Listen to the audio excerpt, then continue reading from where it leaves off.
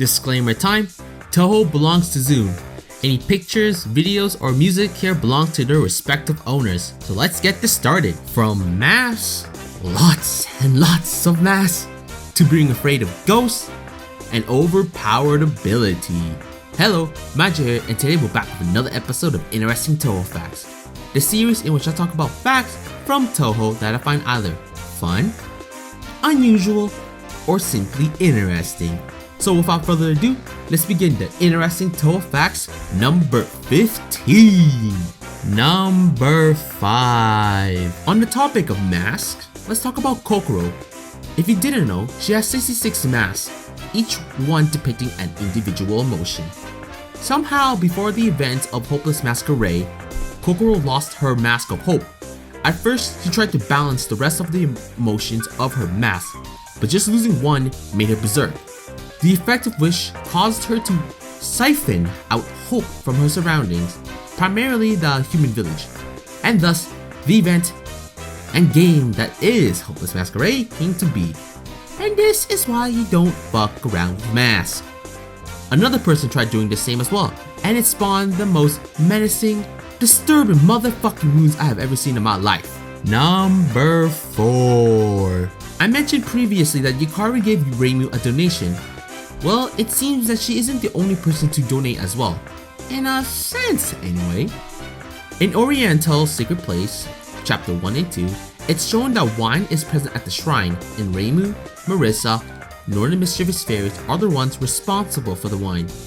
At the end of Chapter 2, Yarormyr and Marissa mentioned that the donation was probably from the outside world. You may be asking, how the fuck did random people donate it to the Hakure Shrine in Gensokyo? Good question. Although Yarormyr answers it, the Hakure Shrine was built on both the fantasy and the outside world, which I'm assuming means the border. It's because it meets both worlds. Items from the outside world can come between Gensokyo and vice versa. While the wine may be from someone she'll never meet, she got a donation, and that's the most important part, right? Number 3. In a previous episode, I talked about how Mystia used one of her abilities to pull off a scam. In this episode, I'll talk about her last ability. It's to rule over winged insect.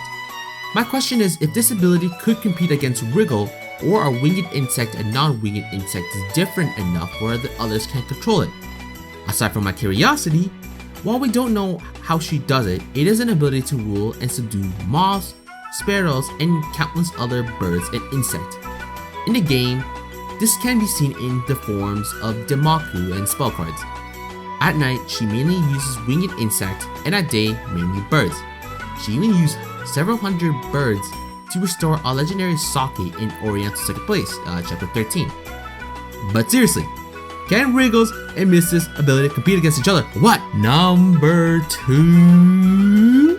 You think being the gardener of a Hakugokoro, or however you bloody say it, with it residing in another world, or pretty much the world of the dead, Yomu wouldn't be afraid to ghost. But you'd be wrong about that. She's also afraid of ghost stories, not surprising, dares, that actually is surprising, and darkness. But she is calm around phantoms since she's half phantom herself.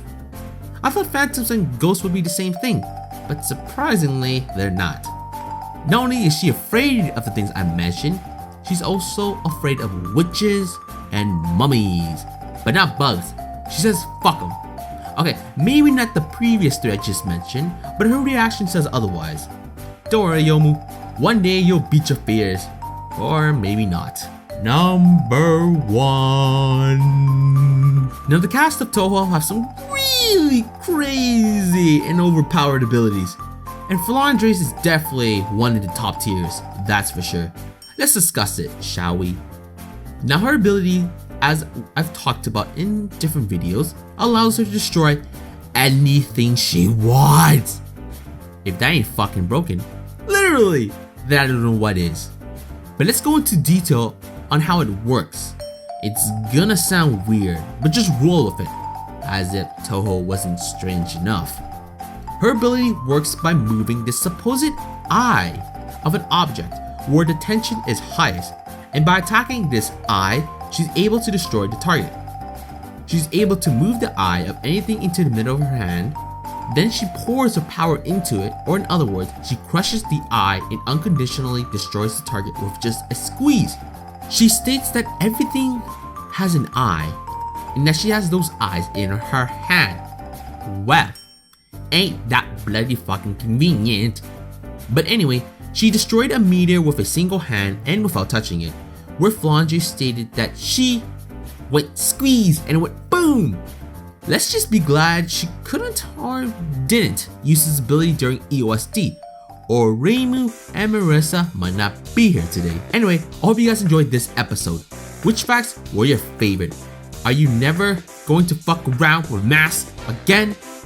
Do you believe Yomu will get over her fear of ghosts and other stuff? Or do you think Flandre's ability is way too broken?